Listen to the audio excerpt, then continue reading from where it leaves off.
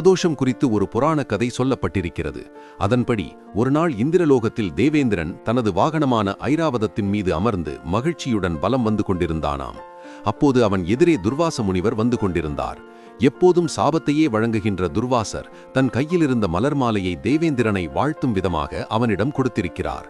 தேவேந்திரன் அதை வாங்கி மிகவும் அலட்சியத்துடன் யானையின் தலை மீது வைத்தாராம். இதை கண்டதும் துர்வாசரின் கண்கள் சிவந்தன. யானையோ அந்த மாலையை எடுத்து தனது காலடியில் போட்டு மிதித்தது.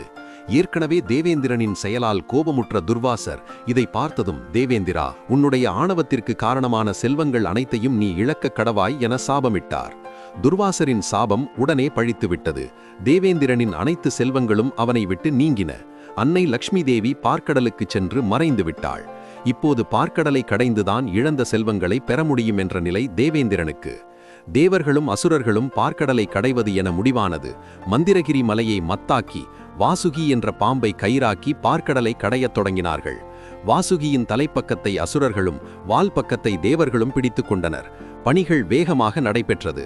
இதில் மத்தான மந்திரகிரி மலை கடலுக்குள் அமிழத் துவங்கியது. உடனே மகாவிஷ்ணு கூர்மாவதாரம் எடுத்து அதை தாங்கி மூழ்காதபடி தடுத்தார். மீண்டும் பார்க்கடலை கடைய ஆரம்பித்தார்கள். அப்போது வேறு ஒரு விபரீதம் நடந்தது. ஆலகால விஷம் வெளிப்பட்டது. கயிறாக பயன்படுத்தப்பட்ட வாசுகி நாகத்தின் உடல் முழுவதும் காயம் ஏற்பட, அந்த காயத்தின் வலியினால் அது கக்கிய கொடிய விஷத்தினால் உலகமே அழிந்துவிடும் அளவு வெப்பம் ஏற்பட, தேவர்கள் அனைவரும் சிவபெருமானிடம் ஓடிச் சென்று அழிவிலிருந்து உலகை காக்குமாறு வேண்டிக் கொண்டார். அதன் கடுமையை தாங்க முடியாமல் அனைவரும் துடித்தனர். விஷத்தின் வீரியம் தாங்க முடியாமல் அவதியுற்ற தேவர்கள் கைலாயத்தில் நந்தி தேவரிடம் அனுமதி பெற்று சிவபெருமானை சரணடைந்தனர். சிவபெருமானும் அவர்களது நிலையை கண்டு மனமிறங்கி அவரின் மறுவடிவமான சுந்தரரிடம் கடும் விஷத்தை எடுத்துக்கொண்டு வா என்றார். விஷத்தை கொண்டு வந்தார் சுந்தரர். ஆலகால விஷத்தை கொண்டு வந்ததால் சுந்தரர் ஆலகால சுந்தரர் என பெயர் பெற்றார். விஷத்தை வாங்கிய சிவபெருமான் அதை உண்டார்.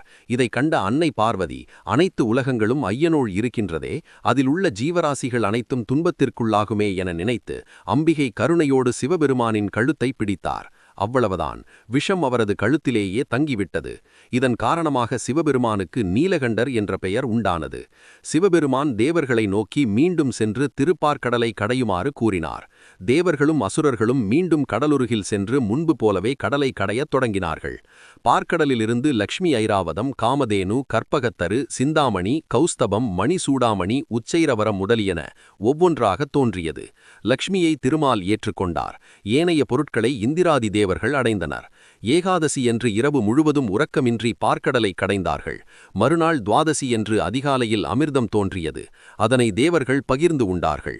அமிர்தமுண்ட அவர்கள் அந்த மகிழ்ச்சியினால் துவாதசி என்று ஆடியும் பாடியும் பொழுதை போக்கினார்கள்.